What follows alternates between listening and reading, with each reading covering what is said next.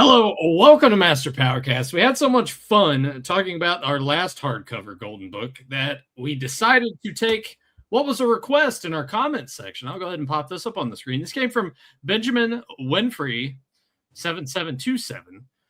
Thanks for the reply. Can you guys do a video on the Sunbird Legacy? It has a really famous Norm cover, and the artwork is excellent throughout. Plus, the story is pretty deep for a kid's book. So we thought we would honor that request, and we're going to flip through the pages of the Sunbird Legacy. Tyler and I haven't talked too much about this prior to recording, other than we both think that this is a really good book, except Tyler has one thing that he has a gripe about, which I'll find out much like you at home will. So without any further ado, jump on in. Beautiful cover. It's Norm. So it's Norm. It's definitely one of the most iconic He-Man covers or He-Man pieces of He-Man artwork in general. I feel like it's yes, highly celebrated piece. Very dynamic pose of He-Man, Skeletor, Man-at-Arms, and Beast-Man. Grayskull's under attack. It's got everything. I mean, this is why they can't make children's books with epic covers like this that has balls big enough to come in a dump truck for children. I guess people who make books today are all pussies. I don't know. I'm not perusing the aisles looking. I'm not either, but I'm just like what like the books I picked up from my nephews over the years. Like, there's nothing epic about these covers. I mean, they're kind of generic, so. But like, you look at that and like, how the fuck do you say, nah, I don't want that?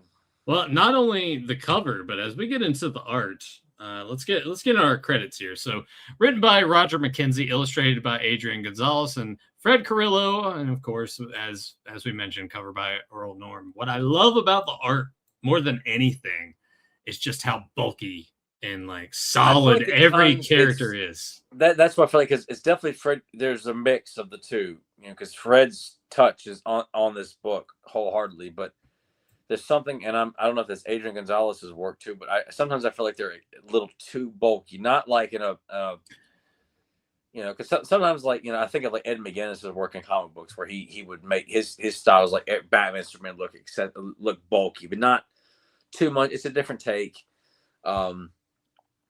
It's not bad, because I think once you get deeper into the book, the artwork becomes a little bit more consistent. Like this is not the most like flattering image of He-Man. I feel like it's just too thick. He's like a big tree trunk. He's not proportioned correctly. I'm gonna be on the opposite end of this. Like, I kind of really appreciate just the bulkiness and chunkiness of everybody in this, because throughout all the time doing shows with you for all these years, even prior to Master Powercast, going through all these mini comics, going with UK stuff with James, seeing the different illustrations, I like seeing a different size compared to what I've been used to looking at all this time. So I'm all in for this.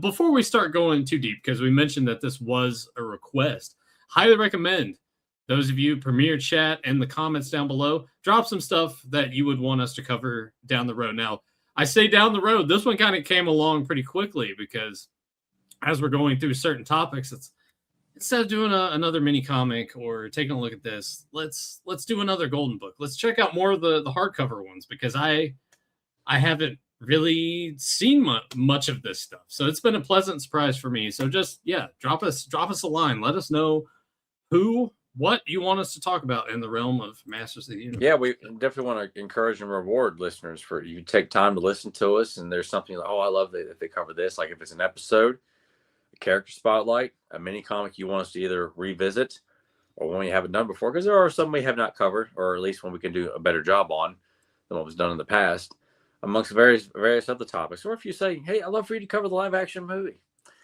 You know what? I would be open to that again. I think enough I just did time it as a joke. I don't. Yeah, but those of you that have watched and stuck around long enough know that I was like, I don't want to talk about that again. But I think now enough time has passed. I would be more than willing to do another deep dive on that for sure. I'm in. Yeah, I guess because I feel like we've done.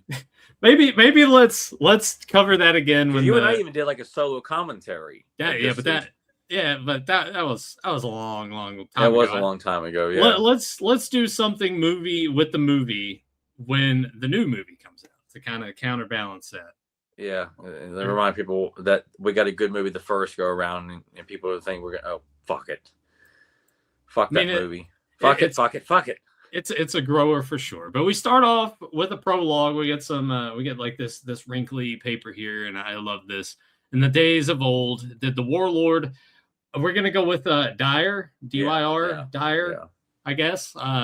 Fashion a mighty weapon called Sunbird. With it, he sought to overthrow the wise and benevolent council of elders and claim Eternia for his own. But his evil plans were thwarted, and Sunburn was dismantled. Sunbird, not Sunburn, was dismantled into 4 separate components. Each section was taken to a different corner of Eternia and hidden forever from man. So, what I like about that, the split up into 4, we're going to get locations that most of you are probably familiar with. So, it's nice to see those brought up. And we start off here. Skeletor's reading that. He tears it up and says that he's a fool. See, that's what I'm talking about right here. The chunkiness. He does. Looks really awesome right here. Like, Skeletor looks very menacing. The malice in his face. The throne of skulls. He looks very, very tyrannical. I mean, to say the least. He looks very, very well done. And the close up of his face in that lower panel there too looks fucking amazing. Yeah, and this book, in its entirety, runs about 60 some odd pages, which, when you think about that, seems kind of daunting, but there's so little dialogue on a lot of these pages because they just let the art speak for itself that it flies by when you're. It's a shame too they didn't do more ambitious books like this. I know that were a lot more lengthier and packed with images and not just one image per page. I mean, it's almost like a comic book, at times, when you got multiple panels, on each page, and little bits of narration, little bits of dialogue, but letting the images tell the story even more. And we'd love to know why we didn't get more like this. Even when we got more hardcover books, they were not to the extent of this, and definitely not the quality either. Oh, absolutely. So Skeletor's plan here, obviously he wants to go find all these pieces, put it back together, and do what Dyer could not, or Dear Dyer, Zoar. Dyer sounds more. Dyer sounds better. Epic. Deer is like nah. Deer's like, no, it's an animal, man. Yeah, or Dyer, like Dyer. Yeah, I love the swirl around the Havoc staff here. Yeah. So he's gonna form a sorcerer's globe. It's going to begin to spin ever faster in response to an arcane spell. Earth and water, wind and fire. We are Captain Planet. Dark Lord will now conspire. Fast and far from Barren Peak, find the weapon for which I seek. So, and then we get our title. And I love that this is all broken up into chapters as well. Yeah, and this kind of has like a Jack Kirby feel here with this explosion of the 4 fireballs, like going across the planet to find the 4 pieces. And this won't be the last, because there's another page too that really this was Kirby-esque. You see the next one coming, you're like, oh, they kind of went full on with this one. So now we're back to Beastman, Merman, and Evil Lynn, which odd choice with Evil Lynn in her costume. It's like, oh, her titties hanging out, like, it may just been like a because I know like the figure itself. Well, I'm not going to go through the whole. Yeah, don't don't break any more of your stuff. I think it's just strictly a coloring error. Maybe they just, I'm sure they felt like they were, I mean, it's obviously her nipples are covered up there too. But but it's just looking at more skins from Evil Lynn in a tasteful way is there's nothing wrong with that. If people who want to draw like these classic characters in the most risque of outfits, like, dude, go beat off in your own time with your own private shit. Don't sit and post this shit for, I'm not a fan of that. Like, you can depict these scantily clad women in a way that's just like, okay, look, don't push it too far here. But that right there, that's fine. It's not done in a gratuitous manner. Yeah. So they are waiting for Skeletor to arrive. Beastman getting a little impatient. He's craving the thrill of the hunt, while Merman is craving the warmth of his swampland, where home is. So we get the Banff and there's a lot of close-up shots Yeah. involving like just the eyes and everything. I really like all That's of them. storytelling. You don't need words. Let the visuals tell the story. And the shock of like, boom, here he is. And when Skeletor does appear, like he commands, everyone around him, the moment it's like, oh my God, like freeze, stop what you're doing. Stop thinking. He's here. Yeah. And they make sure to describe it. The Dark Lord's voice is colder than the howling night wind. Yeah, beautiful imagery. Yeah, more close-up shots. What's your? I like Skeletor when you add the red, like you can't say pupils because he doesn't have eyeballs, but those add an extra level of, evil intention. It just sounds like. What NYP did it pretty good too. When the red would show up in his eyes, it means don't fuck with me right now. Like that adds an extra level of intent. I feel like with the character when you add that little touch of red in his eye sockets like that. Yeah. Evil Lynn kind of questioning this whole thing. Could it be that even your sorcery is not without limits? And he says, "Do you wish to find out?" And she's like, "No, I'm good." Yeah, that's a great moment, and I enjoy. Even though she's questioning him, it doesn't come off like she's being a smart ass to him like she would be in Filmation. Yeah. So his mystic fireballs have found the 4 pieces, and now he's going to set them off into each of the directions to help collect all the pieces. So great imagery here showing like the Havoc staff within like the outlining with him being inside of it. Just it really it's like illuminating outside. Yeah, it's so well done. Yeah, great visual, and I there's something too that I wish we got more of is seeing Evil Lynn with her yellow skin, more to the I love Filmation, you guys know that, but it's something about if I was going to have Kevin Sharp do a mini comic cover for Evil Lynn, which I have an idea for that too, it would be with the yellow skin, give her a cape, and just make her look like sexy, but very like threatening in that color scheme. There's just the purple, the blue, and the yellow is just so underused. It looks so good every time it's used. Anytime you see her in the mini comics or in any of the books, it's like, man, this is such a brilliant color scheme for this character. It's unique and it's so different from anyone else. And I'm like, man, that would be my go-to. And yet they always just seem to let's go with like the pale skin look. Yeah, just Caucasian skin. I'm like, I mean that's cool because that looks good with the purple and the blue. But man, that yellow just pops with the purple and the blue. It's just something very striking about that. I definitely would. If I was writing He-Man, everything, no, this is what we're going with. We're going to honor Filmation all the time, but that's the look of the character we're going to be going with from here on out. Yeah. But not even Skeletor knows is a sleek hunting falcon that soars the high currents far above Snake Mountain, a falcon that quickly turns toward the west and is soon lost to sight in the perpetual gloom of the eastern Darklands. So then we're here. We're at the palace. We have Adam, Man-at-Arms, Teela. Man-at-Arms testing out his new does he mention exactly what it is? Essentially, it's just like a torpedo gun that doesn't need to be pointed directly at its target. It knows where it needs to go. And a built-in tracking system to its target, which it looks cool. It's a cool-looking weapon. Yeah. I mean, it would be very useful in battle, but yeah.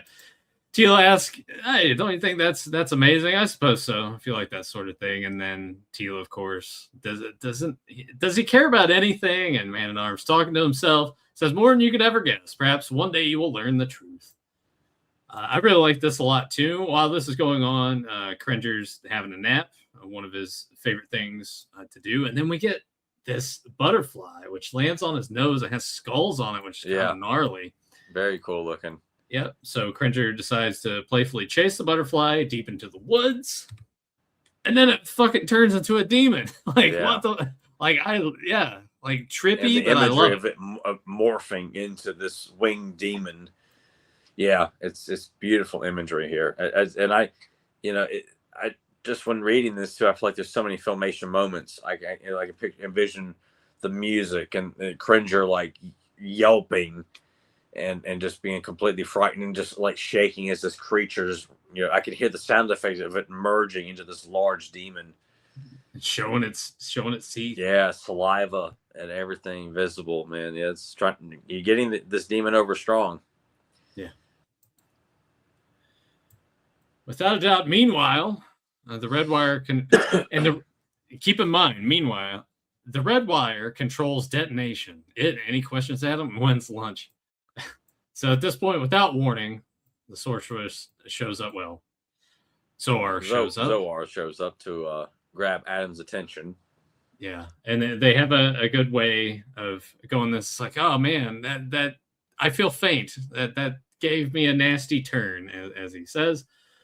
This could be a serious. I thought you said a nasty turd. That's what you said. Like no. You're being goofy. I thought. No. It took a big shit. Yeah, no. Adam's feeling faint. Amanda, I'm saying this could be serious. We better leave. And then Teela's like, but Father, and Adam's like, yeah, I hate to do this, but we have to. Papers. Yep. Once alone, Prince Adam draws a hidden sword with a power and grace that Teela would not believe possible. And we get by the power of Grayskull. Nor would she believe the mystic transformation that follows as magic crackles sharply down the length of the gleaming blade, changing Adam into He-Man, Eternia's mightiest champion. An image of how I look in the gym every day. Yeah, sure.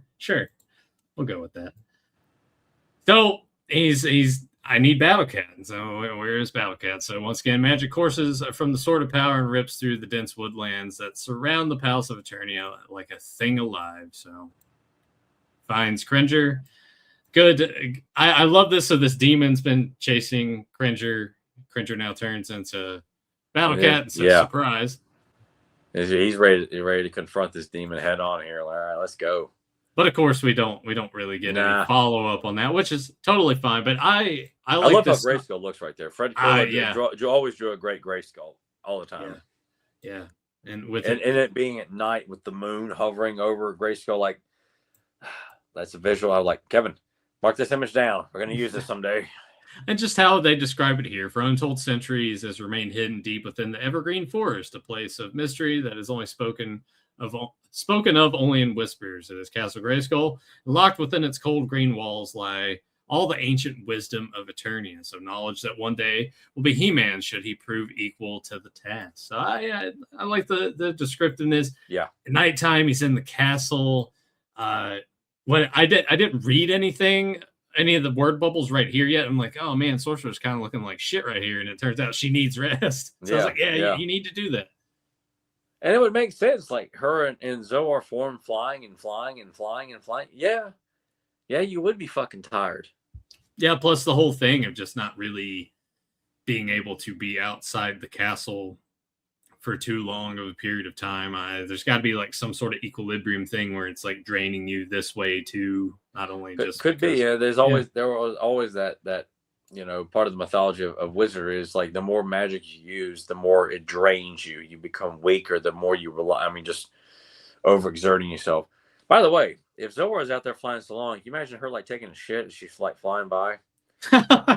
It's like I really got to go, and she's pelting on like the land shark as she's trying to fly by. Hey, you know what? I'm surprised that somehow that didn't end up in Revelation. Great! I just gave Rob, David, and Ted Biaselli another idea. Yeah, there you go. Third season for Netflix coming next year. Yeah, but I like Sorceress take a shit. But I like this a lot here in this bottom panel. The Sorceress Guardian of the Castle Grayskull gestures wearily, and the stony floor beneath He-Man's feet seem to turn to mist. So I like the fact that we're getting a visual representation about what's about to transpire. Yeah, because images like you need to have some good description for a child to understand, like what the hell's. I mean, because the visuals are great, they're astounding, and you should have some explanation. And a book this big allows you to elaborate more on things like that. Absolutely. So moments later, he finds himself in a star-filled chamber far beneath the ancient castle. So she says here, the crystal of knowledge that contains all the wisdom of the elders, it must never fall into Skeletor's hands. But now you must step in closer, open your mind, and learn the bitter truth of what has happened and the great danger that Eternia faces. So he he touches it, and then he's transplanted into the gem itself. So I was like, what the fuck's going on here? And then we get like this awesome collage. Catching He-Man up, up to par here, and just letting him know, okay, this is what's happening. This is what's going to happen. If you don't, stop this. Well, just think about how overwhelming it is with how it's described here. A multitude of swirling images seem to fill his mind as 100, 1,000 gem voices tell him of Sunbird and of Skeletor's treacherous plan to reunite the awesome weapon. So you just have all this shit. And that, I guess that's the responsibility that you face. It's something I feel like they should have explored more. It's just He-Man being in the castle, getting just tiny tastes of the bigger picture, of the vast knowledge that he's going to have to inherit one day, and just the process of how that is with all. Could you imagine that, like 100, and then it amplifies up to like 1,000 just voices too, and you're getting flashes of images, and you're just sitting there like trying to absorb it all. And I look at that and I'm thinking, okay, this is just one of God knows how many relics, artifacts, legendary weapons, things that this castle was built to protect. This is just one of many corridors, hallways, secret passageways that are all, keeping secrets, it could be, like ancient texts, and various other, and probably knowledge of all the locations of so many like forgotten weapons on the planet that were lost during, when the fall of the Three Towers and Hero's death, and everything kind of falls to waste. And like, the elders made sure, like, okay, well, we know where this is located. We know where that's located at. We're going to have to keep all this stuff all together. How are we going to do this? We built a fucking castle. Yeah. And someone's going to guard all this shit. But I just, once again, eye close-ups here, Skeletor. Yeah. Eye close-up of He-Man here in the bottom corner. Probably one of my favorite pages in this story. I would agree. So definitely one of the most beautiful images in the book is that page of really amplifying He-Man's mission here. Yeah. So after that, He-Man decides to go to the palace, and he's letting all of them know. He's letting the king know, and the king said, yeah, this is grim news. Indeed, an ancient weapon called Sunbird. Can such a thing really exist? And is it possible for Skeletor to get his hands on all 4 components? At this point, when I'm reading this, I'm like, this is when you need Malactha in here to kind of give you the lowdown on the knowledge that he possesses about that. That would be a great moment to bring him in. And again, a character that could be not used every episode, because like you don't want to overuse great characters, but like you could use him so many times to. God, he'd be ideal in the situation. He really. I know. When I read that, I'm like, yeah, Malactha needs to be in here to just give you a few more details along the way. So we get Stratos here. Neither is the thought of the Dark Lord victorious. My winged warriors stand ready to do battle at your side, He-Man. At this point, one of the other Birdmen shows up. We've been attacked. You can kind of see. I guess it's kind of scars on his face, sort of. Looks like it. He's definitely. If it's not current, it's previous battle scars for sure. Yeah, he's got his arm. Obviously, they gotta watch the violent content, at least things like that. We get one. Yeah. One clear shot. I can't wait for when we get to that part. Yeah, me too. But I definitely would look at that and assume that Avian warrior's definitely seen some shit, and I'd assume probably more currently than not. Yep, and that's a great shot of Stratos there too. I just like that imagery of Fred's work with him. It's just very graceful looking, and and I like seeing too, like Stratos is there. Is like not just as He-Man's ally, but is a frequent friend of the royal family. There, he's there representing his people. Always on good graces, visiting, catching up and things like that too. It's good to like envision like him and buzz off, because they're the leader of their own race of people, like frequenting the royal palace festivities for dinners and banquets and big moments and things like that. Yeah, and it's a good moment here where Stratos is about to say something, about to ask He-Man something, and he says, "You need not even ask, my friend. Our physicians will tend to your warrior, fly to your people at once, and take our prayers with you." Yeah. So at this point, this is when He-Man, Man-at-Arms, Teela, they're all going to split up. and go in separate directions. And I'm like, all right, interesting take that they're not all going to hang out and stay together here. Oh yeah, Tyler's got to get his drink in. All right, I'll mute it so you guys don't have to hear him slurping that down. Hey, I'm controlling my slurps. I could drink probably the whole damn thing here. So I love this part too. Sheltered high in the rugged peaks of the Mystic Mountains, Avian is an ageless city of sleek crystal spires and wondrous golden aviaries that has known peace for countless generations until this night. And then we get fucking Evil Lyn on an ice dragon. Yeah. I'm like, that almost doesn't even look like a dragon to me. This is like some sort of weird combination. It's like almost like a centipede and a dragon combined. You know, it has like it kind of reminds me of like the imagery from the Centipede arcade game. Yeah, you know, like that. Very like much the face of it there mixed with this ice dragon. Quite a unique concoction. Yeah, a little bit of Mothra in there too. Yeah, yes, definitely Mothra. Yeah, absolutely. So they seem to come out of nowhere, a horde of ice dragons, their icy breath freezing anything in its path. They strike with a terrible force led by evil sorceress Evil Lyn riding the lead dragons. So we get a couple pages here. And the Avian Wars look great. Very Hawkman inspired, like Thanagarian. Sure. And I kind of makes you wonder too. Of course, I'm happy with how Avian was depicted in Filmation. And I don't like this way it's depicted here too, but it almost makes sense for Avian to be up in the sky. Yeah, kind of like Cloud City almost. And that, it just seems like to be able to look in the sky and fly up to Avian. I just feel like that'd be kind of a fun way to depict.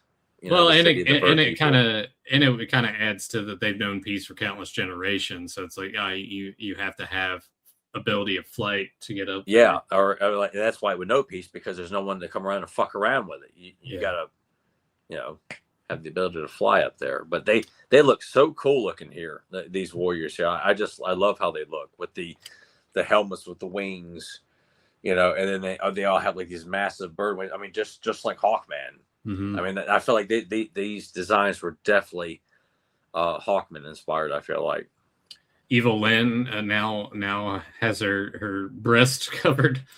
Yep, yeah, they color corrected there. Yeah, and right now it's like here's a bat out of hell here, or a bird out of hell. Yeah, because Stratus is coming in to he's here to save his people, man. He ain't taking no shit. And it seems to be going pretty well for him. So he heads for an opening between granite peaks and an opening that seems too small, even for a man. So Evil Lyn's going to follow in pursuit. And he makes it. Hear that crash. I mean, it just sounds like, ice shattering and another great close up. Yeah. Of a face. Yeah. A lot of great emotion there in her face. Yep. Opening too small. We're going to hit. So the ice dragon breaks into pieces, but they make sure to say she falls, but not too far. So she plops down. There's a blinding flash of magic, and it smells sulfur and brimstone, and she becomes something. To me, that's a Nightcrawler reference from X-Men. Yeah, and becomes something other than human, something known as Screech. Which is it's a fun concept, because Screech, man, I tell you, there's quite a few characters that were not used at all, but Screech, man, barely acknowledged as a character in any form of media. And I kind of feel like you don't want to copy like both the sorceresses of good and evil both turn into birds, but it would make sense that Evil Lyn would turn into Screech as a way of like spying, either for her own purposes or for Skeletor. And I could buy that going forward, but I kind of feel like, well, we've already got one character that does that, but I kind of feel like it would be kind of cool, because obviously, that's a character that I would love to see. Or fuck it, having Screech is just a loyal pet to Skeletor, much like Panther is. Like Screech is always perched on his throne, on his shoulder, observing, and just eager to serve. I like that idea better. Fuck. It could be like Imp, just without any dialogue. Yeah, but doesn't talk. Always has this look of menace, in his face, and just scouring down at anybody who would even challenge Skeletor, and just knows his thoughts. All Skeletor does is just turn his head. Screech knows exactly what to do. Like that. Oh, it's fucking brilliant, man.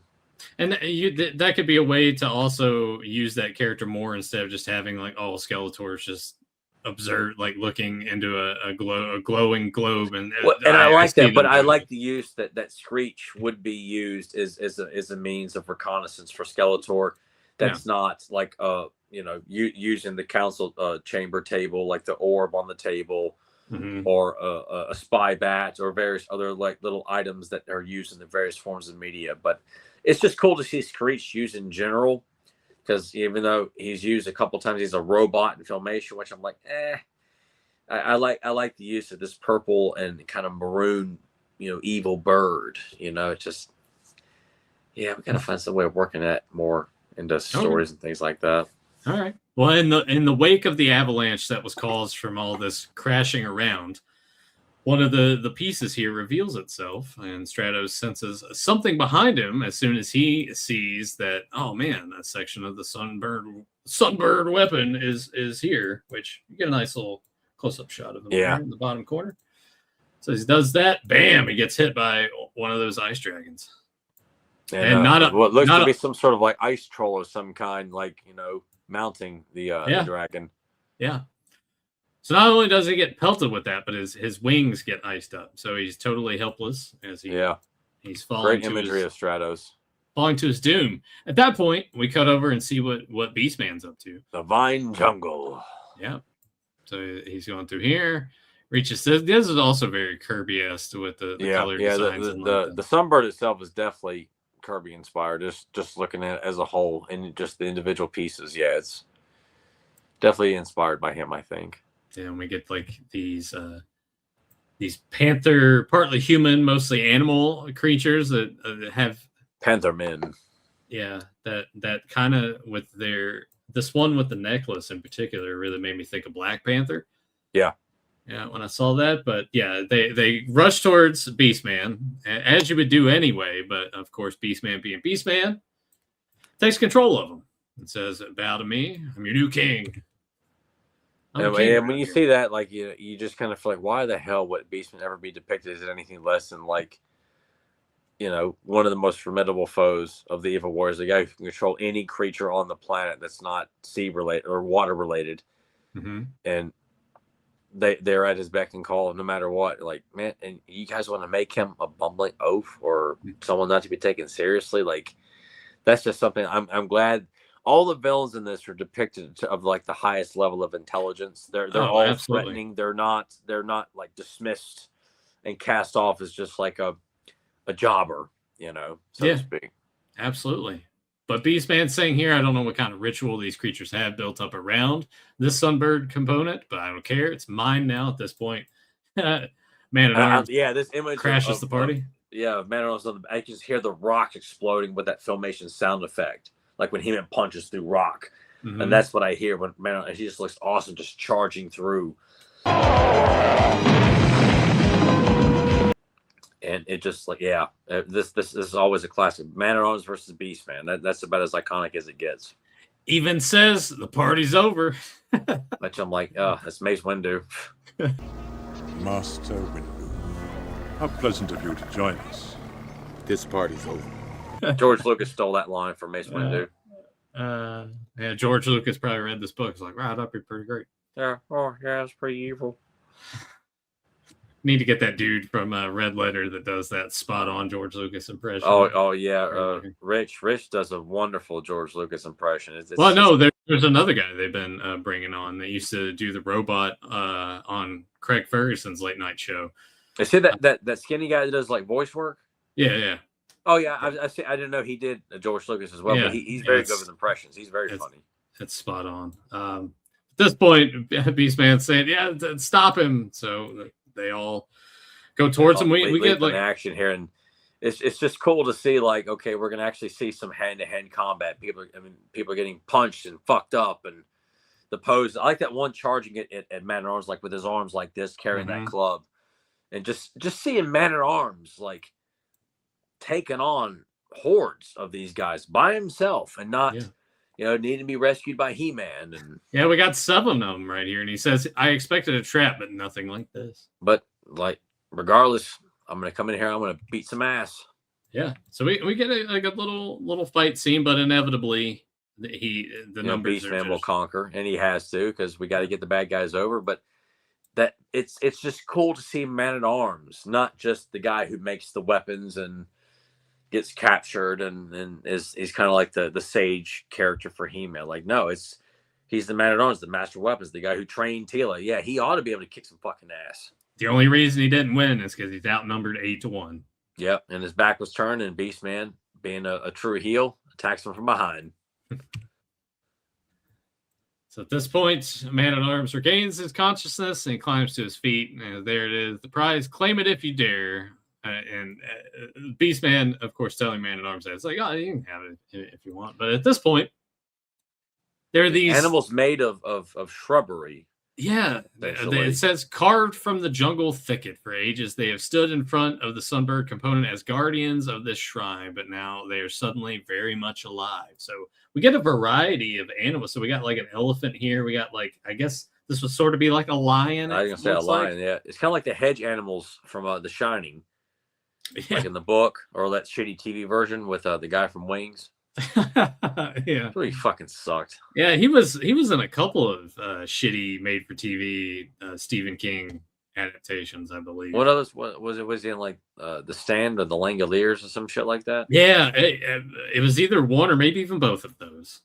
I think the Langoliers had what's his face from Perfect Strangers in it. Oh, not Balky, but no, I think it was Balky. Oh, Balky was in it. Maybe, I don't know. I might be wrong. So at this point, now we see what Teela is going to be up to. I love the swamp. She's heading into the swamps here. It's like I like the image of her going over a large body of water over the which I almost want to say the Crystal Sea, but it's not. It's the Crystal Blue Harmony Sea. Yeah, but the way that they describe it, ordinarily the Harmony Sea would stretch clear and peaceful from shore to shore, but these are not ordinary times. The fog hangs over the placid waters like a thick gray shroud. Cold and clammy to the touch, not cloud. Yeah, and this is moody and atmospheric here. This swamp. Yeah. This is epic looking here. This is Chapter a lot of 5 stories to be told in this environment. Harmony horror. At this point, we get this sea creature that just pops out of the swamp. Which looks like it's an octopus made of swamp roots. Yeah, it's definitely it looks like it's part of the ground, but it's obviously a water creature. But to think that the swamp water is that deep for something that big to stay submerged and be able to pull Teela down, that's a deep fucking swamp. Yeah, just swipes her right out of the Wind Raider. Yeah. And plans to eat her alive. Yeah, we get like a cool underwater scene here where she's stabbing at it and it's bleeding. So it's cool. And she can't breathe, so she's got to reach the surface. She succeeds almost. She gets wrapped around, pulled back down again. And then this, like holding the sword up, she's ready to just plunge it down into the fucking face of this sea creature. Which I think it's implied that that's what she does, because the next panel here we just sort of see like part of its tentacle, root, whatever it may be, and you see like more of the blood, the green in the water as she's swimming up, and you just have to assume that she stabbed it good enough in the face or something. Enough where it's going to let go of her. Yeah. But this is cool too. With only a few seconds of oxygen left in her lungs, we get just that building the way it builds up the pressure of holding her breath, and it's cool to see again a book of this size really giving a lot of airtime to all these characters and their struggles in every environment and every piece of the Sunbird that they're pursuing. That they're all going through these trials and tribulations, and it's not easy. They're all getting fucked up. And it's just you're taking time to build up the pressure that's going on in every sequence. So she makes it. She clings to a log for survival. she almost fails to notice the dark shadow gliding over. So now we have this ship that sails through the air, guided by some rather unpleasant creatures. So drop the nets, mateys. So we get like these fucking snake men. I'm gonna call them kind of like reptons, which is the Filmation is the race that Cobra Khan is a descendant of, because they look kind of like that. Yeah, well, there you go. So they drop a net on her. It's like, oh, where are you taking me? And then, bam, merman. Yeah, which I thought was bad. It's a great reveal, because it's almost like for a second you forget about him from the beginning of the story. Yeah. So to come around and now he's the one kind of leading the charge against you. That's badass. So there's a volcano too that starts to rumble, and it erupts during this whole thing, and then she gets out of the netting and then jumps off. But that's not all, because as you're going, you're like, all right, how much more shit is she going to do? So she's got hidden controls on her armband. So this brings the Wind Raider back. She finds a piece of the Sunbird, and as she races towards it, now we got fucking lava creatures. I'm like, all right. Yeah. I mean, it's just, it kind of reminds me of like Clash of the Titans and Jason the Argonauts, or any of the Sinbad movies, where just constant shit is just popping up all over the place. Like there is no easy route to any of this stuff. This made me think too with like the lava men. It made me think back when we were talking Rock Warriors last week, and the character that one of the villains that you had. Oh yeah. Being more lava based. So as that goes on, we're gonna leave Teela there, and now we're gonna see what He-Man's finally up to. So he's in the sands of time. Sands of time, yep. And even the howling wind brings little relief from a merciless sun that has long since driven most creatures underground, especially the predators. Only we're gonna have a big ass snake that's gonna pop up. Yep. It's ready to big hunt. Fucking sand snake. Desert Doom. So we get Battle Cat. Oh boy. Oh man. So He-Man and snakes go hand in hand. Oh, absolutely. This could also be, I think, one of my favorite parts. Yeah. Of this entire book. So we get a good little fight scene here, as you have with these snake fights. Snake coils around, tightening its grip. And then finally, with one tremendous surge of power, He-Man breaks free. And you see him reach back and starts to grab that sword as the snake is starting to, lunge back and attack.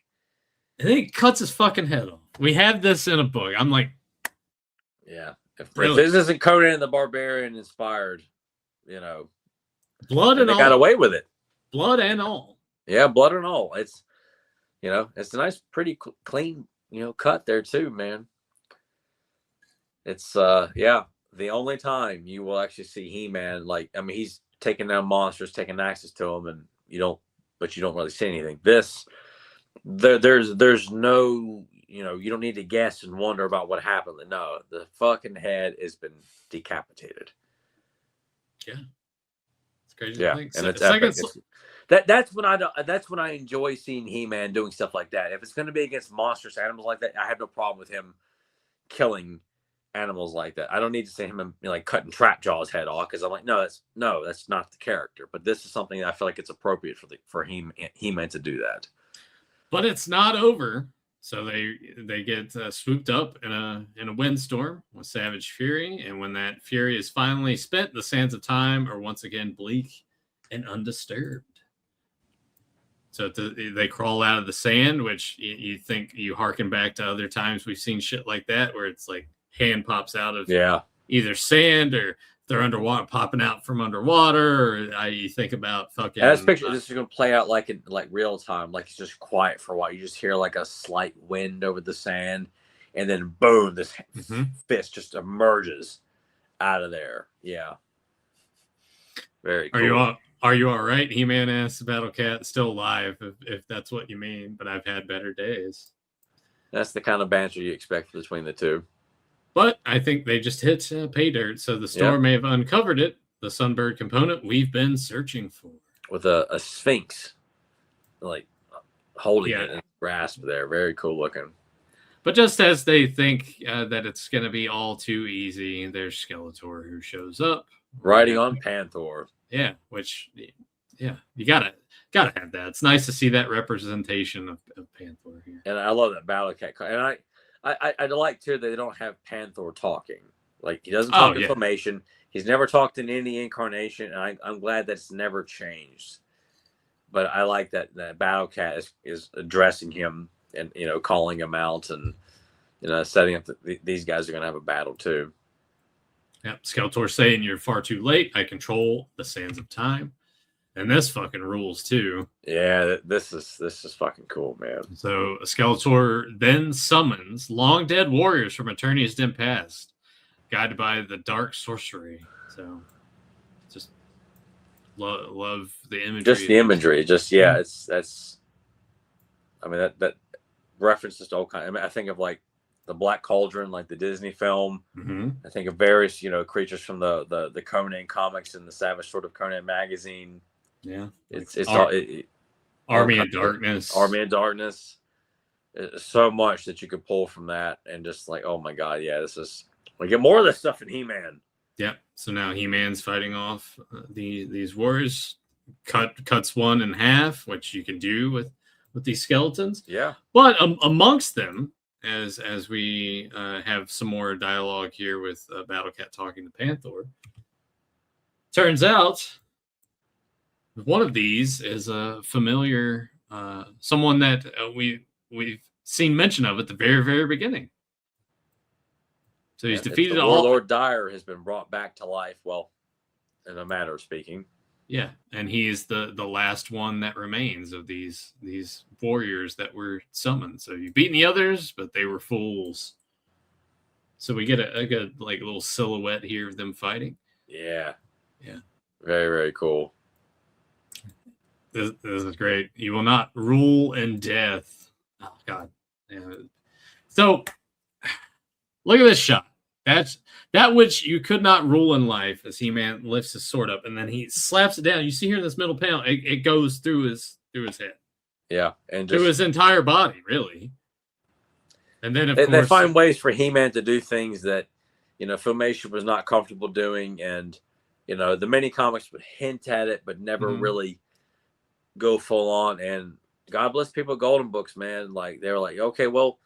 Yeah, and Roger McKenzie wrote a fantastic script where you find ways of like really showing He-Man using that power sword in battle and taking out people and creatures and things like that. And like, yes, little boys are interacting with their figures, and the He-Man's taking out people with that power sword and the axe.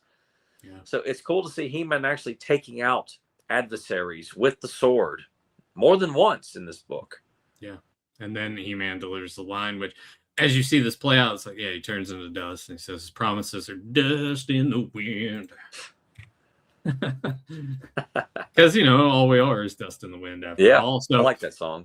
Yeah, it's not bad. Skeletor is going to reach for this part of the components. He-Man's saying, hey, no, don't touch that. Throws his fucking sword at it.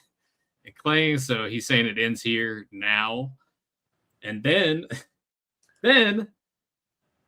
As if the Sand Snake, the Windstorm, the Skeletons, and Skeletor himself were not trouble enough for He-Man, the huge Sphinx suddenly, menacingly comes to life. Much like you talked about. It's Harryhausen-esque. It's like all this shit just keeps popping up, getting in the way. It's like all these trials. Like, no, we're not done yet. Another end boss.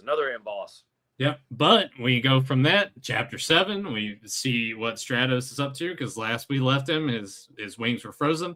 He was falling to his doom. In the last seconds, he escapes and managed to break free of the ice that had frozen his wings. So he zoomed sharply between Screech and the Ice Dragon. And then at this point, the Ice Dragon, so it's like Ice Dragon is about to shoot at Stratos, but Stratos is so quick that it hits Screech. Screech then transforms back into Evil Lyn. So frozen by the blast. Transforms back, falls towards the component that they are all fighting over. And then, so this is like, here's a panel here. So now it's like, oh, what's Man-at-Arms up to? So he's still fighting these jungle protectors made of vine and fucking bark and whatever. Yeah, elements of the jungle. Yeah. So he fires his photon gun at the attacking beasts made of living jungle thicket, and then they burst into flames. So you can imagine he shoots that, bursts into flame. I would imagine that they probably make like a noise too as they're burning. They probably make like a noise of pain because they are dying. Yeah. So you're coming down hard, a wrong man at arms. So him and Beastman trading some more dialogue. The hunt is far from ended, but your fate is sealed. With that, Beastman springs toward the Sunbird component.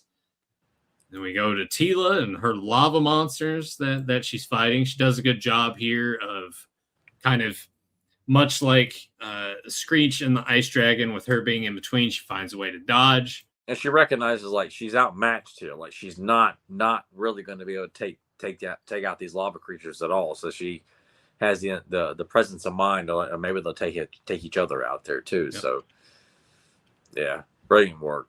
Shatter each other to bits, and then Teela turns to face Merman, who has arrived on the lava island to complete his evil mission. So as that's about to happen, Merman descend on that rope, down from the ship. And once again, I talked about I love the fucking bulk chunk that these characters have. Just something about it. I think it's just seeing it new like this for me for the first time. Yeah, I get it. Then we're back to He-Man here fighting the Sphinx. That seems like such a logical, creature for He-Man to fight in the mythology of He-Man. In the sands of time, absolutely. Yeah.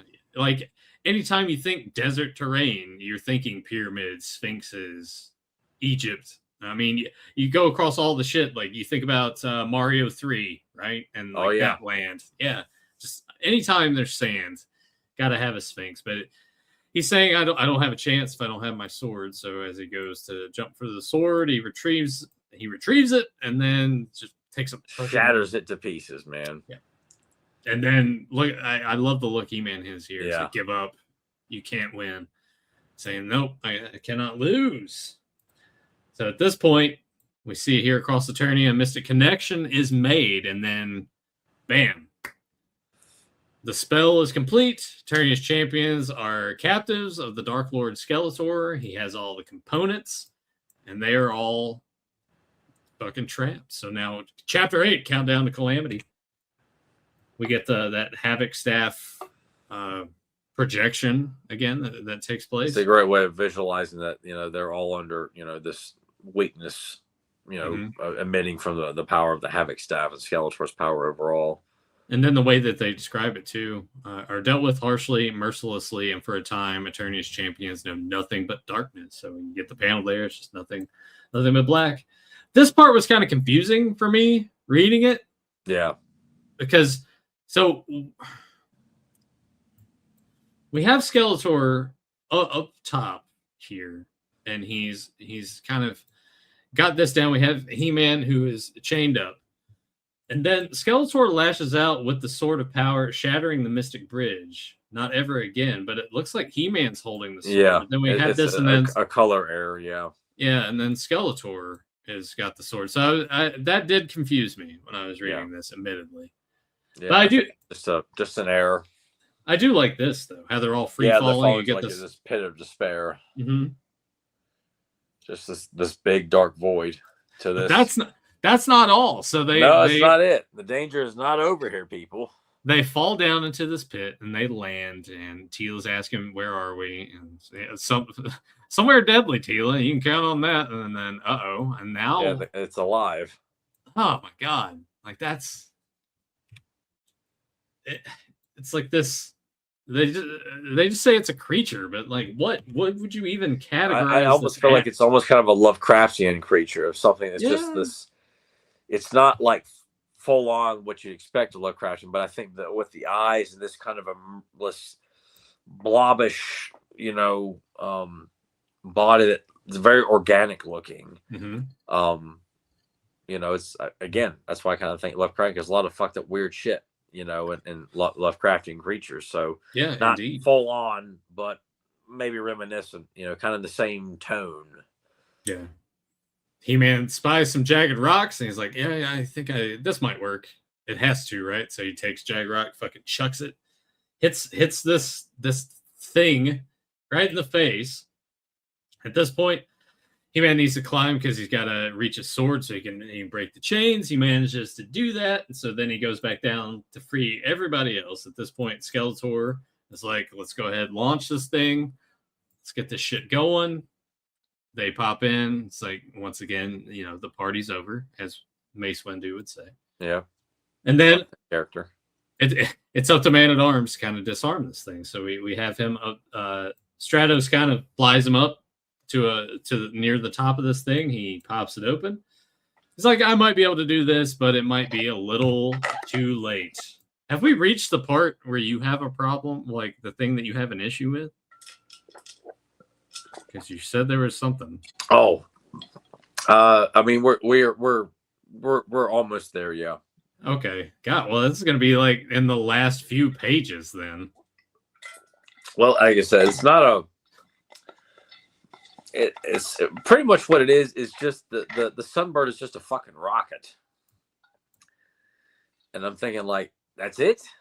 Like it just kind of comes off as, you just kind of feel like it's gonna be this weapon of mass destruction, which is a rocket. But I just kind of feel like the build up to what it really is kind of underwhelming, even though the story to get to it and building it up is wonderful. But just the purpose of it is just a fucking rocket. And that's why I kind of feel like as opposed to this device that could you plant it up and it destroys all around it, or it has a wide variety of unknown powers. And no, it's just a rocket you just launch and we'll get to the next pages here. I'm pretty much in agreement with you on that, but before we get to the end of it, we do get some nice fighting shots here. I really like Skeletor. I love Skeletor's face in that particular fight sequence there too. Yeah, move on to the next, and we just we got Battle Cat chasing Panther. We have Teela taking on Teela, and Evelyn's taking on Stratos. Well, Man-at-Arms is up there trying to Man-at-Arms, trying to knock Man-at-Arms off the Sunbird. Yeah. So at this point, battle rages, and Stratos just picks the beast and throws him to a fucking mountain. That's just fucking cool, man. Yeah. But I love how they say it: foe against foe and one-on-one confrontations. Until be careful. It's moments like that too. I always want to see more of in the mythology of He-Man. You have all these heroes and villains. You're gonna have one-on-one battles. You're gonna have rivals within these factions. Certain characters you always want to see them match up because you just feel like, these guys would always duke it out in a confrontation in a group battle like that. I'm taking on Merman. He's mine. Going back to GoBots, because I talk about that periodically. It's like Turbo and Crasher. They're always kind of at odds with one another. I always kind of got that feeling though, because there is an episode where they sort of have to work together a little bit. That there is, oddly enough, I think there is like a mutual respect between the two for each other in a weird way, or maybe they're like kind of in love with each other. Well, I know there's one episode where Crasher admits she's got a crush on Leader One. I forgot what episode it is, but it's something that's kind of brought up it's. I would have to. I'll have to. Yeah. But I remember need to think about which one. Yeah. But you kind of feel like too, they're whether they want to admit it or not, they're rivals because they really want to beat the other, because there's something about your opponents they're really good, and I'm like, I need to beat them.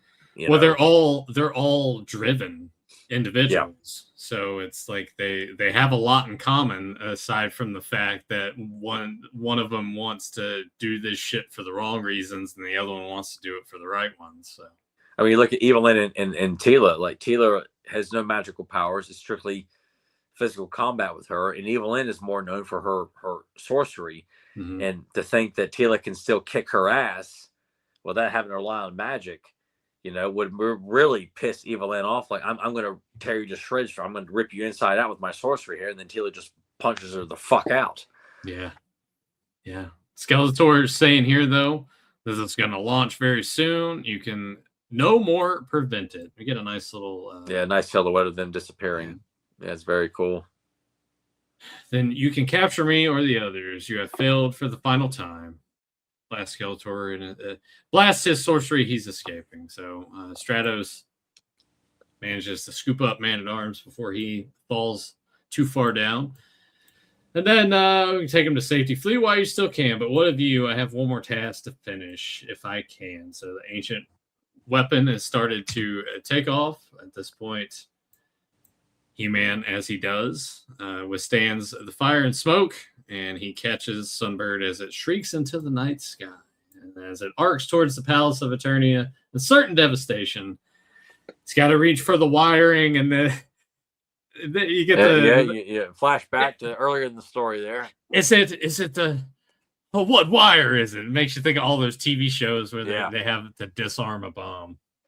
Which do I choose? The green and then Man-at-Arms saying the red controls the detonation. So I hope you're right, old friend. Tears the shit out, and it crashes down as he holds on, saves the day, and then we get an epilogue where King Randor wakes up. He's like, what the fuck is this? And he goes out there, and Adam's out there, and Randor's saying, you got to clean all of it up. And then hours later, Teela's there. Our task is finished. Too bad he doesn't have He-Man to help him. They laugh long and loud, and Adam laughs loudest of all. So I will agree with you on that it does kind of end on a whimper a little bit. I mean, the idea that this is going to go and crash into the palace and wipe all of them out, like, sure, but it's still it's like it's hyped up from ancient Eternia as this legendary device that the guy who had control or thought he had control of it didn't get to use it to its full potential. You make it sound like it's this weapon that if you control it, it will. I don't know. It just seems, again, it's a fucking rocket, and it just is underwhelming for a MacGuffin in the story. Like it's all about the hype around it, and I can appreciate He-Man being the only one that can stop it, but still, it's just a fucking rocket, Yeah. So that aside, it's still a fantastic story. Oh God, yeah, absolutely. I enjoyed the ride wholeheartedly. I give it a 9.5 out of 10. It'd be a perfect story for one because it's a fucking rocket. Yeah. If you could have tweaked that ending just a tad, it would be 10 out of 10. It was nice to see an extensive story that was given proper time, allowed everything to breathe enough, gave all these other characters a spotlight and a story and creatures and shit they have to deal with. There's a lot going on in here. So it's a very fun read. It's just slightly disappointing when you get to the I think if the Sunbird had actually been an actual bird, that if you assembled all these components, that you would create this ultimate winged creature, that would obey the commands of its the person who's assembled it, and it'd just be this bird of destruction or something along those lines, where it's like it's not just something. I think you need to work it in a way. And I know that we shit on how it ended, but you think about like Game of Thrones and how they talk about the dragons and they haven't existed in this long time. It's extinct. A lot of people think they're never coming back. Some think that they will. And then the dragons come back. It needs to be something to that effect. Yeah, you said like the bird, but I think you kind of have to go beyond that. It needs to be something that doesn't exist anymore, period. That's what I'm saying. Like if it was these elements that would come together, I wouldn't go with the bird though. Like it needs to be just this big catastrophic thing that no one has ever seen before and only heard whispers about because of the ancient times and when the weapon was to be used and they dismantled it and separated or whatever. It needs to be something that's puts the fear in everyone. Like you really have to raise the stakes of like this is gonna fuck stuff up. And like you said, this just turns out it's just a rocket. And it's like just it's one of the best stories. But man, it's not awful. It's just not at all. No, it's exceptionally great until those last 2-3 pages. So it's like, it fumbles a little bit. Doesn't totally drop the ball at all. But just kind of, still have possession. So it still counts. So aside from that, you gave it a 9.5 out of 10. Yeah, I give it 9.5. It would have been perfect, but yeah, I sorry, it's just a rocket. So a big thanks here to Benjamin Winfrey. Yes, thank you, Benjamin, for recommending that. It was awesome for me to check that out for the first time. So I thoroughly enjoyed it. And as I said before, highly recommend all of you, when this is in Premiere Chat, if you got some suggestions, put them in there. One leaves a comment, put it in there. But Tyler, let's go ahead, take a quick commercial break, and we will be back right after this. Stay tuned. If you're looking for adventure this summer, escape with Marvel Comics. Fight crime with Spider-Man, meet the Fantastic Four, and watch Captain America in action. May the Force be with you as you battle the evil empire in Star Wars. Discover the secrets of the South American jungle in Raiders of the Lost Ark. And with Marvel Comics, you're never alone because they can go with you in the car or to the park, even on a rainy day. Marvel Comics are your ticket to fun and adventure this summer. G.I. Joe scientists invent a top-secret super metal surface that deflects enemy fire. No one outside! Sky Patrol! Sky Patrol is G.I. Joe! Here comes Sky Patrol, and no one's tougher than the Sky Patrol Havoc, the Blazing Skyhawk, Sky Shark, and Sky Raven. No one outside! Sky Patrol! Sky Patrol is G.I. Joe! Sky Patrol figures come with parachute, vehicles sold separately. Turtlemania is sweeping the nation. I'll be first online for this one. Yay! I would bring my kids to see this movie 10 times. Excellent! Leonardo is such a hunk. Outstanding. Yeah! Awesome! Excellent! Radical! I love being a turtle! Yeah, he said it all. Teenage Mutant Ninja Turtles. Cowabunga, dude! Rated PG. Now playing. And we're back. Not a lot in the way at all, really, in terms of Premiere Chat stuff for Clash of Arms. People let us down. The hell's the matter with you all? Hey, we were there for you. Weren't you there for us?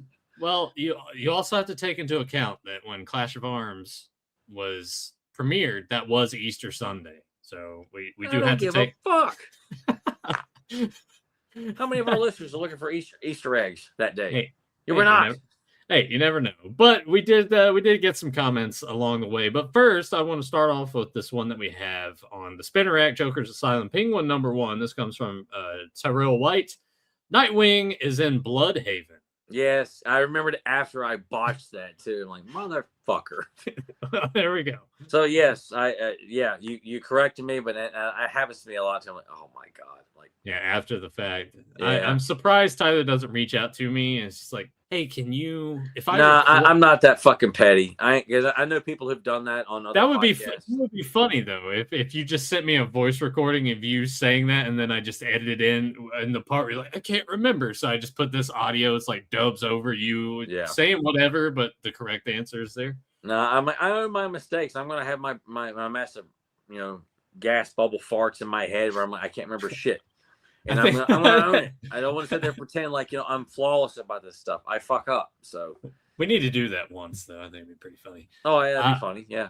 So here are the comments that we got on Clash of Arms. So Casey Duncan, I'm ready for the Tyler versus James wrestling match, and I asked who would win, and Casey said Tyler would power through with muscles and a turkey diet. So it'd be like Popeye, just. Give me like a pack of raw turkey burgers and squeeze it with one hand. It goes up in this like the kind of arch and falls right in my mouth, and you get like an anchor on my my bicep or something like that too. And then James is just totally screwed. Yeah, he just eats a Buster burger and accomplishes nothing. I just grabbed it. Just go on, then. Chubaloo One, who we kind of ridiculed about the whole thing. There's like, Filmation sucks. I'm like, well, why you got Merman as your avatar? Yeah. We talked about that, but went on to say Fisto is the best. So I was like, Fisto is. He's a top tier character. Grayskull Cannon. Web store's on the cover, but not in the story. And then went on later as the show went on. It's like, I'll be darned, he is in the story. It's like, yeah. Well, he's in the story, but not as he. Unfortunately, doesn't get to be a combatant in the Arena of Doom, which is unfortunate. Yeah, but it still appears nonetheless. So Yeah, I guess it's that's still something. it left an impression on me because that was my only like viewing of Webster until I saw Disappearing Dragons. I wouldn't see him again in anything else for a long time. Yeah, a couple more things here. I want to say it's Zoar. I actually also commented too on the Point Dread Talon Fighter. Went on, gave a couple more tidbits on how it is Zoar. So I have joined officially. I am Camp Zoar. So James Zor's just not going to cut it. We're gonna have to put him through a table. Tyler, get the tables. Yeah, I've been more than happy to do that, or give him a DDT through a table. Yeah. Then also went on to say, and you just mentioned this mini comic has so many first time views of so many characters and is one of my favorites. I think some people might say like maybe the ones from the second wave or even the first wave, but man, you slap that book down. Like, how is anyone going to argue that it's not a top tier mini comic, if not the best mini comic of all time?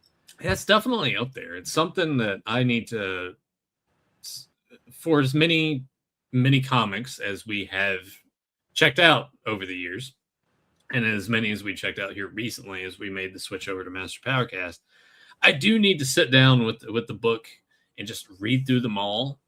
And maybe one day we can do like a top 10. I was actually going to suggest maybe doing something like that where we even do a tier list, but I think a top 10 where you and I reveal, like we go start at 10 and go all the way up. Yeah.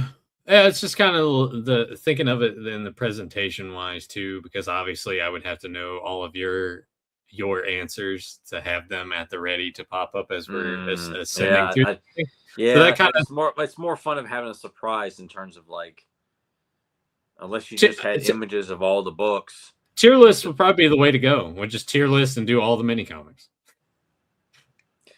Well, I mean, be daunting. Something like, I mean, there'd be a bunch of, we know which ones would be stinkers. We know which ones would be top ones, and some would be kind of in the middle of the path there. So, I think it's something we should plan to do, in the near future, doing a tier list for all of the original mini comics.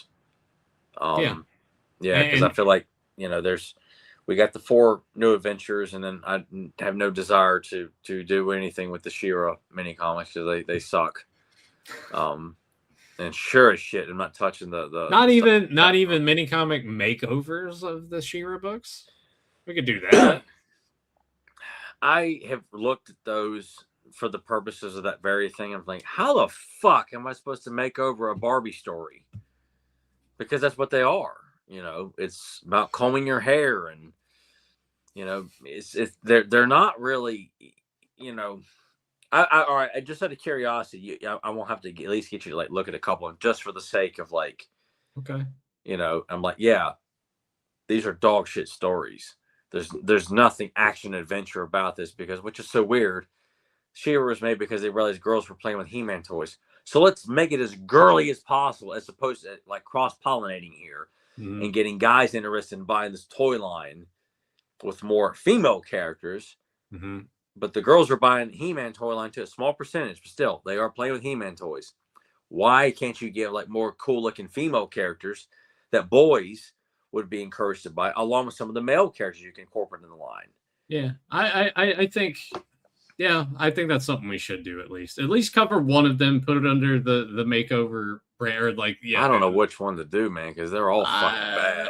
Well, I mean, we'll figure. I mean, people can say, "Well, how do you make up the?" I just feel like, but because you got a Leech and a Montana comic, like the Montana one, I've already done. The Leech one, I've already done twice. But it's also it really, I guess it really would be. I mean, looking at any of those, even the first one, like the like the origin of She-Ra, like that, even that's a clunker. And I think Bruce Timm did some of the art. I think he did the artwork in that one, if I remember correctly. I don't remember because it's not great. Something we could do. It wouldn't be fair. Yeah, we got to cover some of the bad stuff, man. Yeah, and if we're doing a makeover of it, like, okay, all right, do it in a practical sense, like you said, to where it's going to do more of what you were thinking that they should have tried to achieve with the cross pollination and trying to get the. Well, I guess when I look at the stores, like there's nothing here to work with. But then again, too. So it's the same thing with the Leech comic and the Montana comic. You're not getting over Montana, and you're not getting over Leech. He's just. We'll figure it out. I guess that's what I would have to do. But we'll figure it out. I'd have to take away all the light, fluffy bubblegum elements and all that bullshit, and make this a world of ass kicking hot females and sword fights, and I'll try extra hard on that one, because I remember sitting down making a point like, all right, how are we gonna do? I'm like, fuck, there's nothing here. I can't work with any of this shit. There's not even a germ of an idea that would work. We'll make it happen. Okay. One way. Well, yeah, we will do it. We will make that happen. I don't think anyone's pining for that, but we will make it happen for our own benefit, for our own amusement. And speaking of for our own amusement, you and I talk about these movies often enough. It kind of ties into it because you shit on Kevin Smith a lot now, but and there was coming. He still does. Asshole. But there was a point in time where you absolutely adored everything. I still mostly enjoy a good portion of his works, but his earliest stuff, we're talking Clerks, Mallrats, Dogma, Chasing Amy, are kind of like that main core. Yeah. That really you and I were into. In fact, you're the one, of course, and that introduced me. You had that Clerks VHS tape that you let me borrow, and then we talked about Mallrats on the $40 DVD I bought. The $40 DVD, watching it on my compact computer and the small 13-inch monitor. But I actually rewatched Clerks the other night because it's currently streaming on the Criterion channel, which I'm subscribed to. And yeah, it's still just as funny, still resonates with me the same way. Is it like is it like a 5-star movie to me anymore? Not so much, but it's definitely like a 4-star for sure.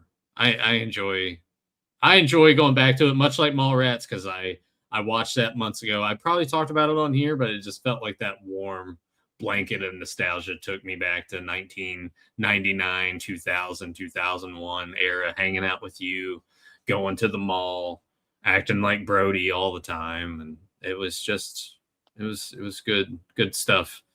Revisiting his movies. I bought Dogma on 4K. That's what sort of spawned the conversation. As I was in Walmart a couple of days ago, just picking up some stuff, decided to swing past the movies, noticed they still had Dogma on 4K. It was like $22. Yeah, I need to upgrade this because I like the movie a lot. I only had the DVD copy. DVDs look like shit on a big TV, so in due time, just need to upgrade that stuff. Plus, I wouldn't mind checking out all the new special features that they've added to it, because I do still enjoy watching Kevin talk about those works. I mean, obviously, his output in like the last 10, 15 years has been, for me, a mixed bag. I know for you is absolutely not. And you take the Master Universe stuff that we've talked to death. He did. I don't even associate, because I'm like, we know full well he had nothing to do with it. He's just a pitch man to get people. He was the pitch man and the scapegoat for that whole scenario. I still I don't fault him for that.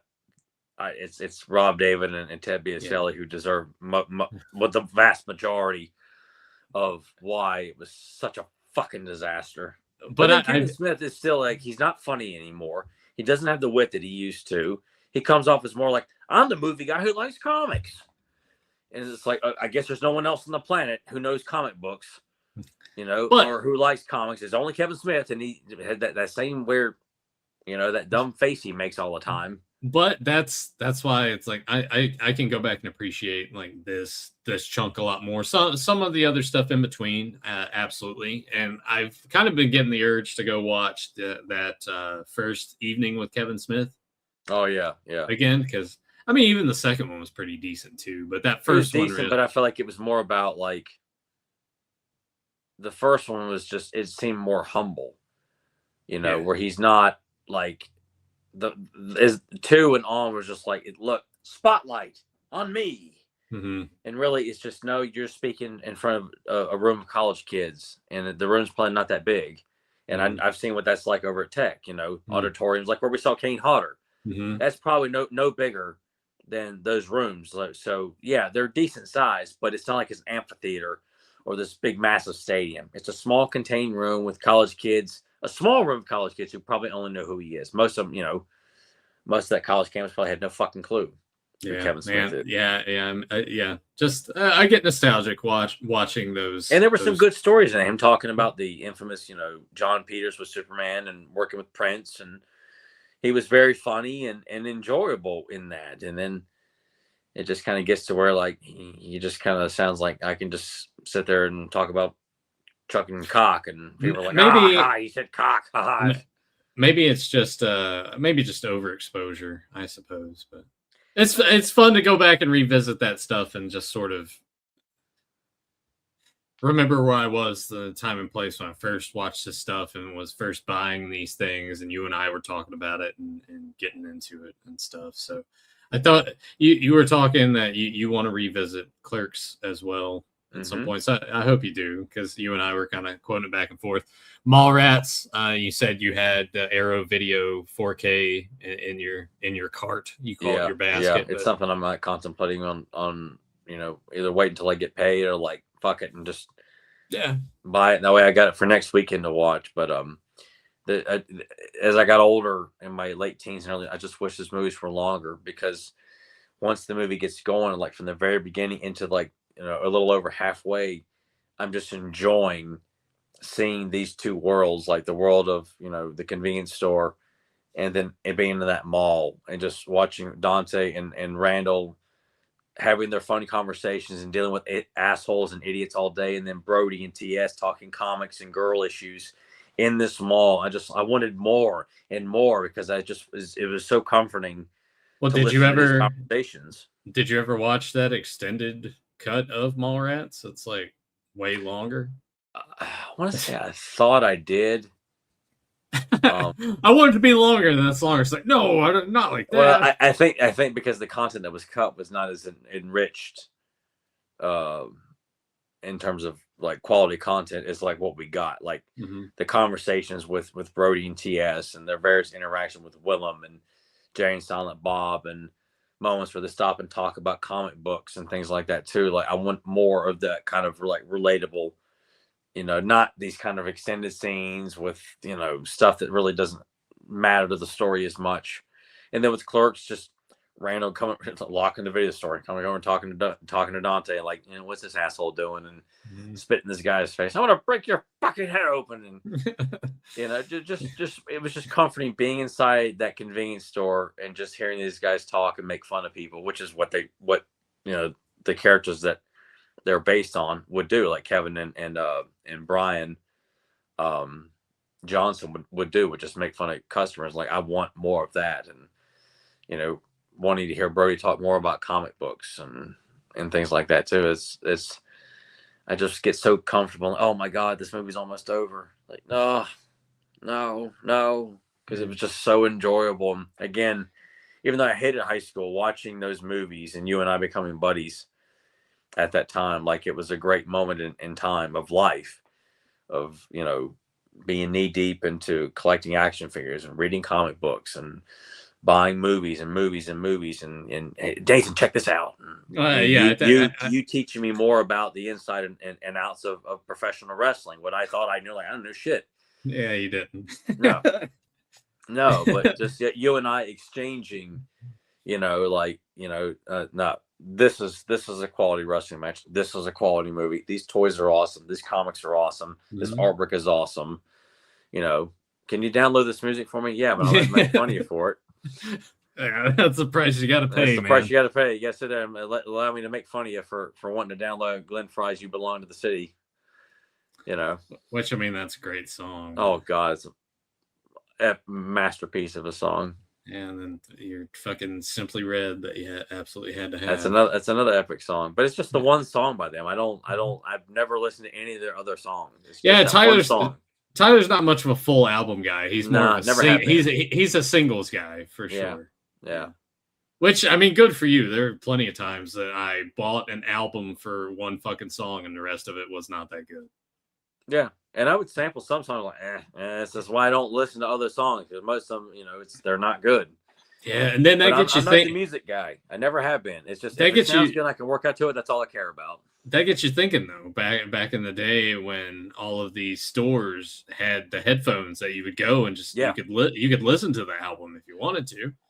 Yeah. Ah, man. Sample songs, but that's why I would buy a lot of singles from disc jockey that would go on to become a way, because they would sell the single cassettes. Yep. And then I would go there and just look for certain, and that's what I would buy. Ask my mom or dad, can you drive me to the mall so I can buy this single? And it's cheaper that way. It was. I'm like, I don't need a fucking album. I just want the one song. Yeah. Sometimes it would pay off getting the full record, but man, don't know what you got till it's gone. All that shit, man. Like none of that stuff exists anymore. No.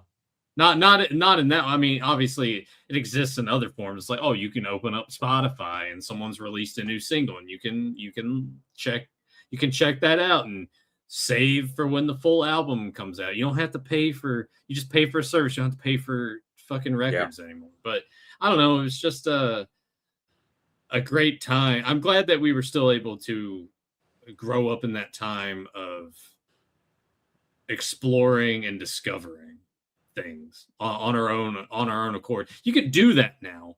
It's easier now, I feel like. But there was just something special and obviously tangible about. Well, it was like a one-shot deal, man. Like you had money to buy one item or one opportunity to rent one movie, one video game, or sometimes you were like you had to buy the comic and then read it after you left, that kind of thing. And now everything's so accessible. Okay, that doesn't work for you. All right, move on to the next one. I want to watch that. I want to watch that tonight. Yeah. So I appreciate the convenience of how things are today, but I really yearn for the days of just the journey for entertainment, the thrill of the hunt. Really. Yeah. And I think everybody, even people who aren't into collecting stuff, they don't read comics, they don't collect action figures or movie posters or whatever the case may be. Everyone always remembers fondly like going to the video store on a Friday or Saturday, or even when the new movie drops on a Tuesday, getting in the video store and hoping to God there's a copy left because, oh my God, this just came out. They may not have it to buy, but you can rent it. Oh God, they've only got 5 copies in. Motherfucker, they're all checked out. Yeah. Things like that, man. It was that anticipation. Oh, there's still 1 copy left. Grab it. Yeah. The excitement's just gone, I guess. Yeah. And I'm not saying that because we've gotten older. I just really like the excitement for. Well, because everything's so accessible. Yeah. And knowing full well, like a movie comes out in theaters, fuck it. So you can watch it. You can stream it. It'll be streaming in 2 months. Yeah. I mean that's where I'm at these days. Like that Project Hail Mary movie's been doing pretty well. I'm like, oh, that seems really interesting. I really enjoy Ryan Gosling as an actor, but am I going to go to the theaters? Like, it'll drop on streaming. Like that Marty Supreme movie. That seemed kind of interesting. I'm like, I'll check that out. I'm going to watch it in theaters. It's going to drop on Max here in a couple weeks. I just saw that when I was flipping through. I was like, oh, all right, awesome. Like I'll watch this soon.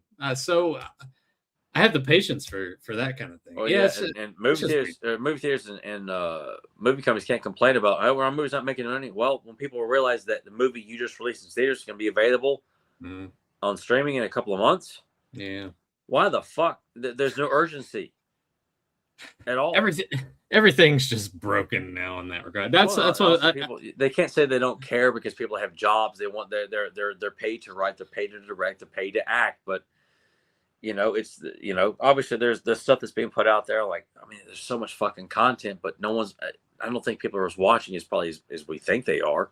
There's so much shit on Netflix. There's so much shit on, HBO Max and Disney and Hulu and, Tubi and all these other streaming services. But I mean, is it being consumed in mass quantities? That's what you and I talked about this before. There's no water cooler thing, no water cooler talk anymore, because before you were limited.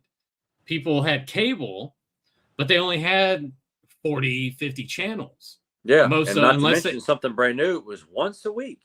Yeah. And there were no reruns of it. Unless it was in syndication. And even then you didn't see the new episode in syndication for about another year or so. Yeah. So if you didn't record it and you missed it, that was it. So, but there was appointment TV is gone. That there is no unless it's a sports. Well, fuck, you can record those now. So if you miss it, you know. Yeah, it's like I said, love the convenience of how things are today, but I really yearn for just the how simple things were then.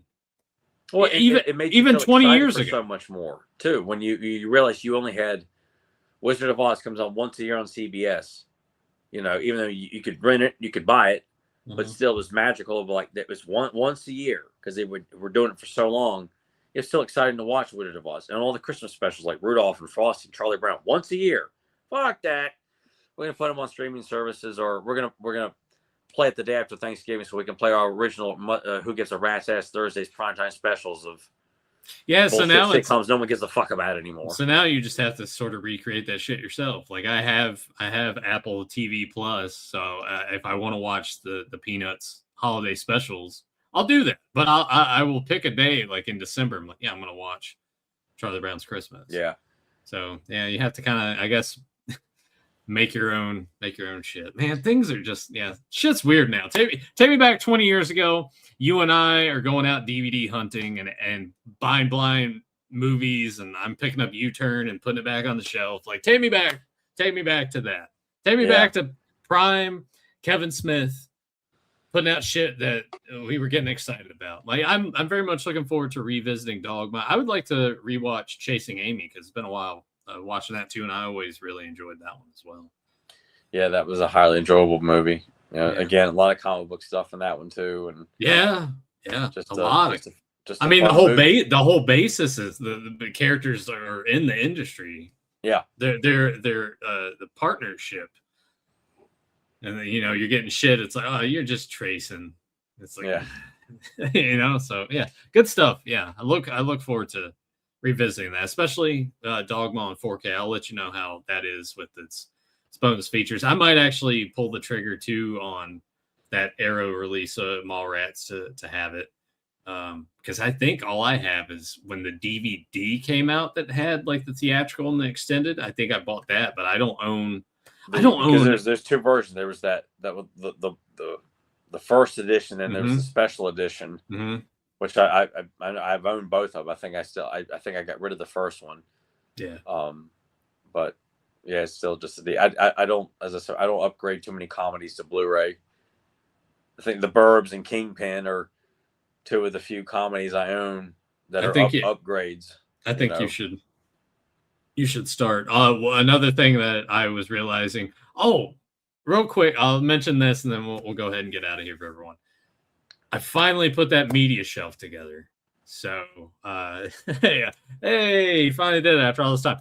And the stupid thing, that was the easiest shelf I've ever put together. Like all this stuff, pretty easy. Like, but this media shelf. So I'll put up a photo of the finished product here. This is what this looks like. So take that all in. If you want to pause it and check that out. I'm not gonna like zoom in on anything. You can see what's up there. That's only just part of the stuff. A lot of it is Vinegar Syndrome stuff. Boutique things, Arrow Video stuff, just a lot of shit. My whole plan is to, if I want to watch a movie, say like Big Lebowski, like I mentioned. I never thought that was a good movie. I like that one. I think it was so much hype around. I finally saw, I'm like, that's it. Like, it's not a horrible movie, but like, it doesn't justify all the fucking hype around it. I like it, but I kind of got the urge to watch it, and I'm like, is it streaming anywhere? No, and I was like, I don't want to go. It's like 2 a.m. I don't want to walk down the basement in the collection and go pull the Blu-ray out. So the thing is now having this up here, that's the instance to go down, grab it, put it on the shelf. If I know it's something I'm going to be kind of wanting to revisit and it's bouncing around all the services, have the access to it there. So finally got that shelf together, and I was trying to think. I'm pulling like a Leslie Nielsen here, and Nick, I'm like, where was I going? Where the hell was I going with this? Yes. So I started looking at my like shitty movies, like shitty action movies that I have. I was looking through the DVDs because I have like Miami Connection and Deadly Prey on Blu-rays, but I was like looking at the DVDs. Noticed I don't have Samurai Cop on Blu-ray. I'm like, I should probably get that on Bluray. So yeah.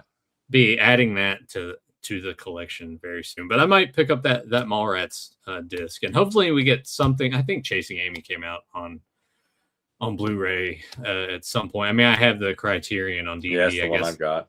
that might just suffice for now. But hey, media shelves together.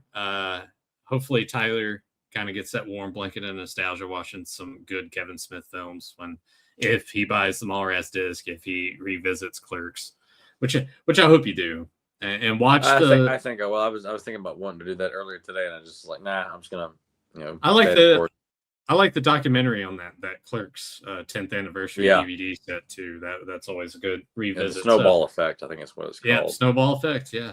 So I might search that up and see if someone's put that on YouTube. If not, I'm like, I guess I'll go grab the DVD and bring it up here and watch. Yeah, look at it. It's like, oh, it's 1:55 a.m. I got 5 minutes. And yeah, 2 a.m.'s the last call. It's the cutoff. Yeah, I'm picturing like Nathan's on the couch. His hair is like Beekman from Beekman's World. All sorts like, no, not tonight. And then pulls the blanket over his head on the couch. Just falls asleep. And then farts, and he has the air out. No, if I'm gonna fart like that, it's just gonna stay in there, man. I'm not gonna let that fly. Not gonna let that fly. But let's go ahead. Let's get out of here. I hope everyone enjoyed us talking about the Sunbird Legacy. As I said before, if you got some recommendations for us for other Master Universe content you would like us to cover, it's not a guarantee, but toss out some ideas down below in the comments. Make sure you like this video, subscribe if you haven't done so already, and until later, let the power return. Burnett wants in too. Burnett's one of the guards. I know, but he's unhappy here. No. Buzz off, butter cheeks. There's another quote from the movie. Buzz off, butter cheeks. Obviously, Slop has got chunks of things in it. This is more like gruel. This is a comedy, right? Mm-hmm. You actually mentioned the lead actor's name a few moments ago. Oh, God, did I? Yeah. Like seconds ago, actually. Now I'm like, am I having a stroke or something? Because I'm like, all right, who did I say then? No, you just said it. You just said it during this recording here, man. Yeah, but you said a few seconds ago. Yeah. I mean, maybe 2 or 3 minutes ago. Now I'm sitting there like, what did I say 2 or 3 minutes ago? That's how bad my brain is, man. Who did I say, though? That'll help kind of kickstart this thing. Well, if I say it, it's going to give it away exactly what the movie is. God damn it. I wish I could stop the recording, rewind it, and look at it and be like, all right, and then answer it. Yeah. Boy. Well, you know what? I'll just gonna say, and then you have to figure out which one of these movies it's in. It's Leslie Nielsen. Oh, okay. So it's gonna be one of the Naked Guns then. Mm-hmm. Shit.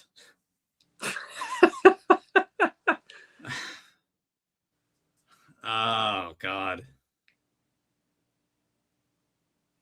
Well, I haven't. I'm gonna say 3 because I haven't. Yeah. That's the one I haven't watched recently though. Yeah, I haven't watched it recently either, but I mean, fuck, if you picked one from 1 or 2, I'd probably be like, yeah, it's from 3. Yeah, I'll be making the groaning noise, much like he is in the first one, where he's like with the dildo. Yeah, yeah, I feel like that. That's where you start that clip of him holding the dildo and coming out of breath.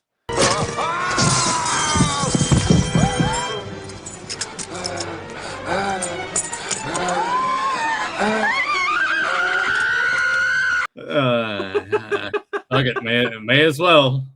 All right, so I kind of quasi got it, but yeah, man, that really racks the brain, and it's not like this was 1 right here. So my brain's just that bad. What's funny, I think it was earlier this week. I think it's when I was homesick. My brother just sends me a text of that quote because he just was thinking about. I don't know if he's watching or not. He just wanted to remind me, like, remember this line in Naked Gun 3? Like, oh yeah, it's a fucking classic line.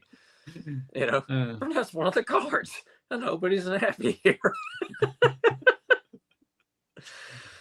All 3 movies are so fucking. It's not too often in life you come across comedies that are consistently good. Like the sequels are just as good as the first one. Now, someone may say that they disagree, but I think that they're fucking stupid.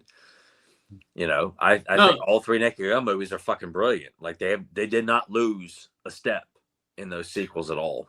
I would say though that the first one stands tall over 2 and 3. Not by much, but it's definitely, to me, I think the superior. But I need to rewatch 3 again. I would love for you to rewatch 2 and 3 because I hold them on equal ground. I can't really sit there and say one is because the level of comedy is consistent through all 3. It doesn't drop.